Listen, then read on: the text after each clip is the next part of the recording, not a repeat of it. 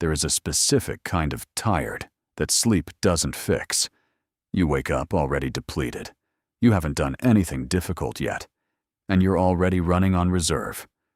Most men assume this is burnout from overwork. It usually isn't. It's the opposite. It's the weight of everything you started and didn't finish. By the end of this, I'm going to give you the one question that tells you whether something is worth finishing or worth killing. And it isn't the question you think. Stay with me. Let's start with an inventory you've never taken. Right now, in your life, there is a book you're 40 pages into, a course you bought and completed 2 modules of, a side project with a folder on your desktop, a guitar, a language app with a broken streak, a garage you started organizing, a conversation you began having with someone and left hanging, a business idea in your notes app, a gym membership from a January. None of these are dead. That's the problem. If they were dead, they'd cost you nothing. They're all open. And every open thing runs a small background process in your mind, consuming resources every single day without producing anything. Let me tell you about Daniel, 34, operations manager for a regional distribution company outside Denver. Sharp guy, reads constantly. Ambitious in the genuine sense, he wants more, and he actually acts on that wanting, at least at the start. Daniel's problem is that he starts beautifully. He researches, he plans, he commits, he executes hard for 2 or 3 weeks, and then something else appears. Something newer, something with more energy attached to it. And the first thing goes quiet. Not abandoned, just quiet. By the time he was 34, Daniel had 11 quiet things. He didn't feel like a quitter, because he never quit anything. That's the trap. Quitting requires a decision, and a decision creates closure. Daniel never decided. He just drifted, over and over, and every drift left something alive behind him. And then, one Sunday night, he tried to make a list. Everything he was currently working on. 11 items. He looked at that list and felt something he couldn't name at first. Then he recognized it. It felt like debt, because that's exactly what it is. There's a well-documented phenomenon in psychology called the Zeigarnik effect. Bluma Zeigarnik noticed that waiters remembered unpaid orders in perfect detail and forgot them instantly once the bill was settled. The mind holds incomplete tasks in active memory. Completed ones get released. Your unfinished projects aren't sitting in a drawer.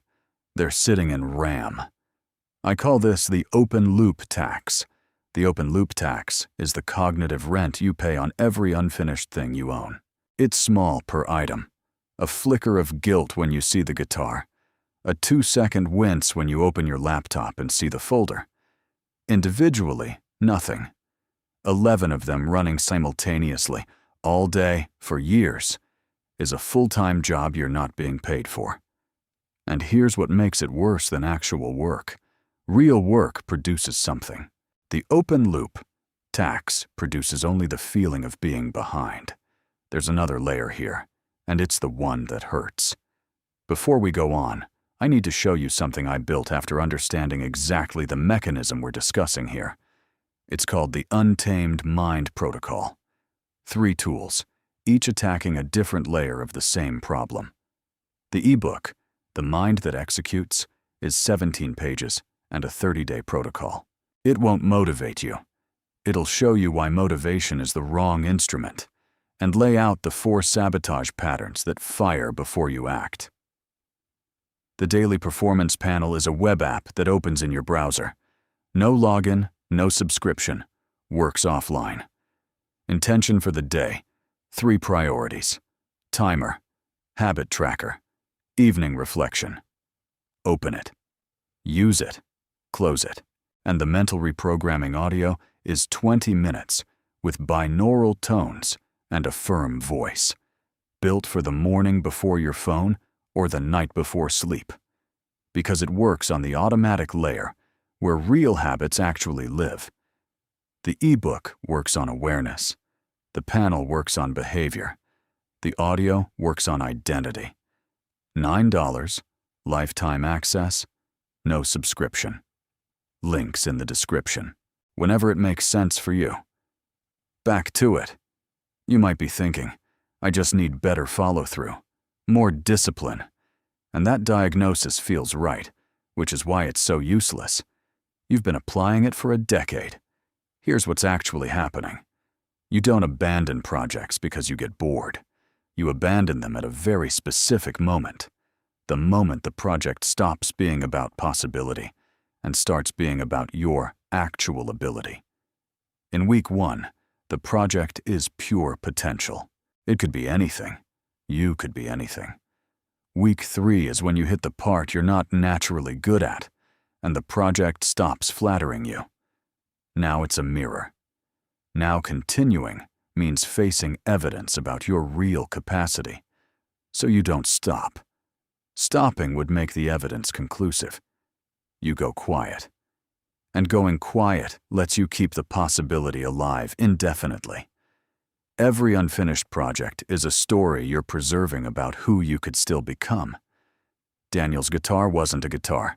It was proof that he was still the kind of man who might one day be musical. Selling it would close that door permanently. So it sat in the corner for 6 years, costing him a flicker of shame every time he walked past it, and buying him the right to still call himself someone with untapped depth. That's the real cost, and it isn't time. It's that 11 open loops make it nearly impossible to fully commit to a 12th. Your attention is already leveraged. There's no capital left for the thing that might actually matter. Daniel's first move was brutal and took one evening. He printed the list of 11 and forced himself to sort every item into exactly 2 piles, not 3. 2. Finish or bury. 9 went into the bury pile. He didn't just stop them. He closed them properly, deleted folders, canceled the memberships, gave the guitar to his nephew, sent one uncomfortable text to the person he'd left a conversation hanging with. Each closure took about 4 minutes and felt disproportionately terrible. 2 items went into the finish pile. He put dates on both. What surprised him wasn't the free time. It was that he slept better within a week.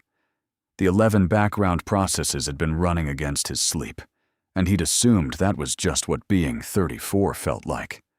6 months later, he had finished both. First things he'd completed in 4 years. Now the question I promised you. It's not, do I still want this? Wanting is unreliable. You'll want everything at 9 in the morning and nothing at 9 at night.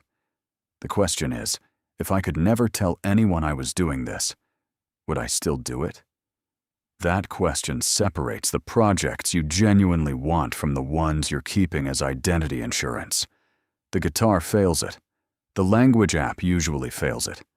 The business idea you've never mentioned to a soul usually passes. Ask it about all 11 of yours, then bury what fails, properly and completely, and finish what's left. You are not tired because you do too much. You are tired because you carry too much that you are not doing. If what you heard here landed, the Untamed Mind protocol goes much deeper into this pattern. It's one of the 4 sabotage patterns I mapped. Links in the description. And if you recognized yourself in Daniel, leave 1 word below. 11, that's all. I'll understand. Finishing something small is worth more than starting something impressive. Nobody ever told you that, because starting is what looks like ambition, and finishing is what actually is.